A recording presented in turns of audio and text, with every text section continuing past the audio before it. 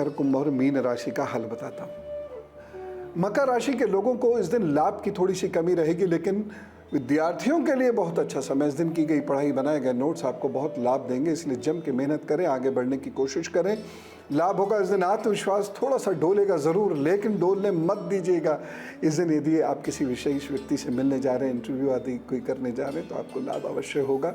आप एक सावधानी ज़रूर बरत लीजिएगा। इस दिन काले और नीले कपड़े मत पहनिएगा। और उपाय क्या करेंगे? सरसों के तेल का दान कीजिए, अपने काम पर जुटिए, पर वो सब ठीक करेंगे। कुंभ राशि की बात करते हैं। प्रतिष्ठा को लेकर ये दिन बहुत अच्छा नहीं कहा जा सकता, लेकिन भाग्य पक्ष अच्छा है, इसलिए अचानक कुछ हासिल हो सकता है। इसलिए हिम्मत मत छोड़िएगा, अपना काम करते रहिएगा और प्रतीक्षा कीजिएगा कि अचानक क्या अच्छा होगा।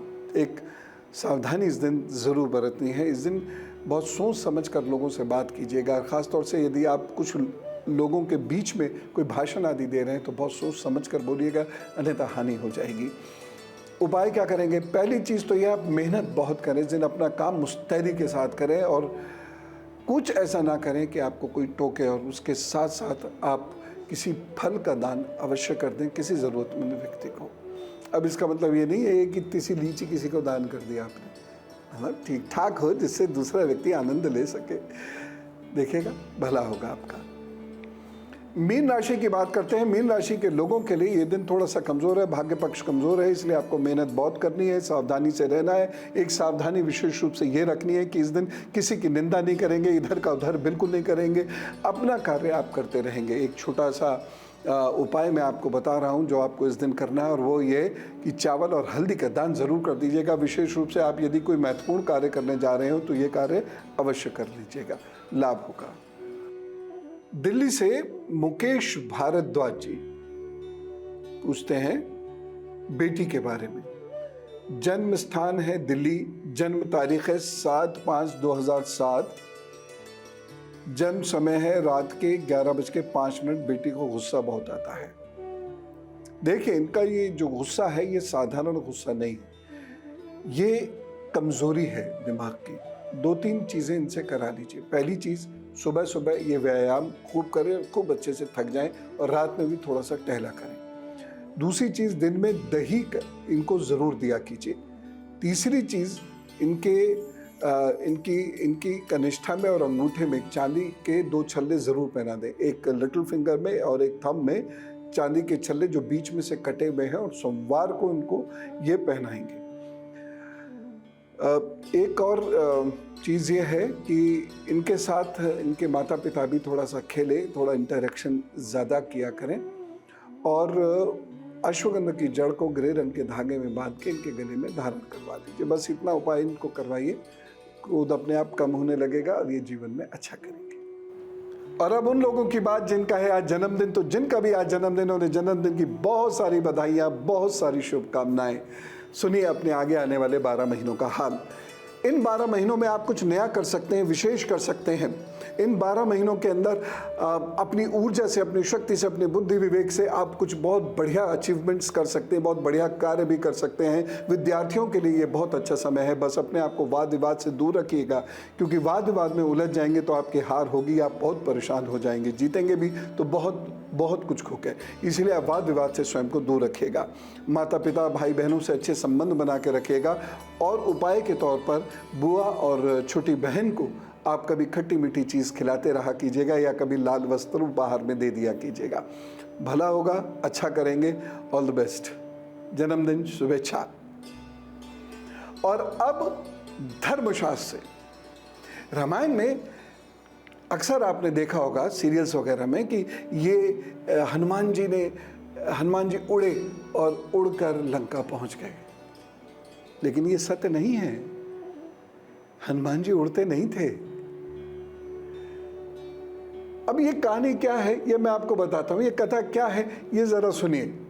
सारे लोग इकट्ठे थे, सबको ये पता तो चल ही गया था कि सीता जी लंका में है, मां लंका में है, और सब लोग भगवान राम से बहुत प्रेम करते थे, इसलिए वह भगवान राम का काम करना चाहते थे। लेकिन बीच में इतना लंबा चौड़ा समुद्र था, कैसे जाएं? तो अंगद जी ने एक मीटिंग की, सभी वानर वीर उसमें इकट्ठे हुए और अंगद जी उनसे पूछते हैं कि कौन आप में से ऐसा है जो 100 योजन लंबे समुद्र को छलांग मारकर पार कर सकता है। और आप जानते हैं वानर मतलब वन में रहने वाले नर, ट्राइबल पीपल को वानर कहते हैं। वानर सिनोनिम नहीं है बंदर का, इसलिए बंदर मत कहा कीजिए किसी को भी। अंगद हुए, हनुमान जी हुए, ये सब वानर हैं, वन में रहने वाले नर हैं। खैर, तो अंगद जी ने जब ये लोगों से पूछा तो वानर एक दूसरे का चेहरा देखने लगे, कैसे करे। गज नाम के एक वानर वीर थे, उन्होंने कहा भाई मैं तो अधिकतम 10 योजन तक छलांग मार सकता हूँ। गवाच नाम के एक वानर वीर ने कहा भाई मैं 20 तक कर सकता हूँ। शरभ नाम के एक वानर ने कहा मैं 30 योजन जा सकता हूँ। और भी और लोग थे, कपिवर, ऋषभ, गंधमाद, मैंद, महाबली, सुषेण। अब इन्होंने कहा भाई हम 40, 50, 60, 70 और 80 योजन तक अधिकतम जा सकते हैं। इन सब लोगों ने इस प्रकार से अपनी क्षमताएं बताई। जामवन की तरफ अंगद जी ने देखा तो जामवन बोले कि देखिए मैं बूढ़ा हो चुका हूँ, नहीं तो मैं 90 योजन तक तो छलांग मार ही लेता था, अब मेरे बस की बात नहीं है। अंगद जी के साथ दिक्कत क्या थी कि वह 100 योजन जा तो सकते थे लेकिन वहां से लौट कर नहीं आ सकते थे। ये उन्होंने कहा, बोले मैं चला जाऊंगा, आऊंगा कैसे। तो अंगद जी ये सोचकर निराश हुए, सारे वानर बहुत निराश हो गए थे। तब सबको हनुमान जी का ध्यान आया और जामवंत जी ने कहा कि हनुमान जी को उनकी शक्ति याद दिला दो, बस फिर हमें कुछ नहीं करना है। और जामवंत जी बैठ गए हनुमान जी को उनकी शक्ति की याद दिलाने। जामवंत जी ने कहा महेंद्र पर्वत पर चढ़ जाओ, ये बहुत विस्तृत है, ऊंचा है और यहाँ की चोटी से आप लंबी छलांग लगा सकते हैं। अब हनुमान जी इस वक्त, क्योंकि जामवंत जी उनके गुरुवत थे और उन्होंने जब उत्साह दिलाया तो हनुमान जी फिर अपनी शक्ति को पहचान कर उत्साह में आ गए। यही तो करते हैं उच्च कोटि के पुरुष, यही तो करता है गुरु।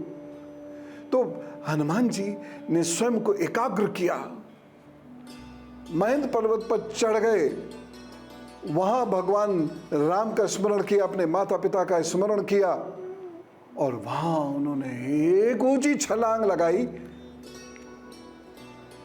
और ऐसी जबरदस्त छलांग लगाई कि जिन पत्थरों से छलांग लगाई उन्होंने, वो पत्थर गिर गए और हनुमान जी छलांग लगा के समुद्र को लागने लगे।